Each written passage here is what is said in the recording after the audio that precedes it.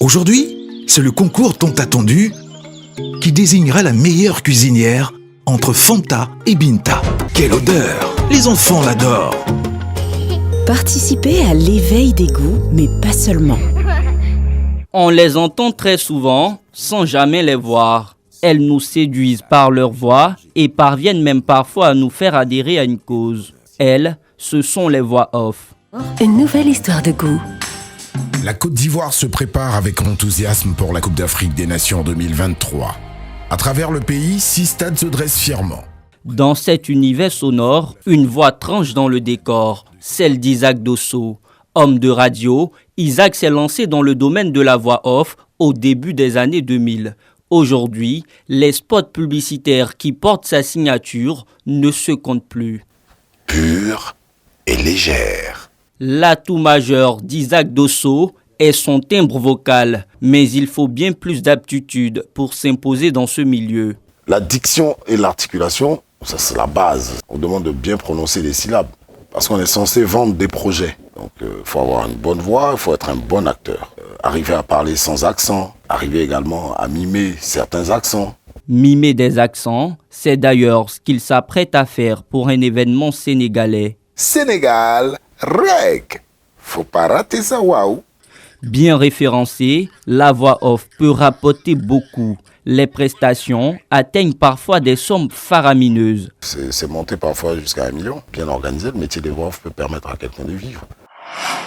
Dans ce studio à Marcory, nous retrouvons Audrey Keita, l'une des plus belles voix off féminines dans le domaine. En ce moment, profitez jusqu'à 100% de bonus sur toutes nos offres. Elle est la fondatrice de la première école des métiers de la voix en Côte d'Ivoire.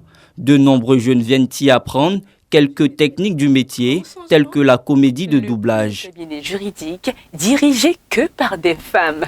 Le premier cabinet juridique dirigé que par des femmes. Après quelques répétitions avec son coach, Roxane tente de mimer la voix d'un personnage. On y va.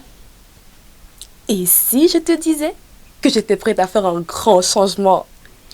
Le premier cabinet juridique dirigé exclusivement par des femmes à Lagos. Ça fait plaisir d'entendre sa voix. En tout cas, ça fait du bien. Mais il y a encore du travail.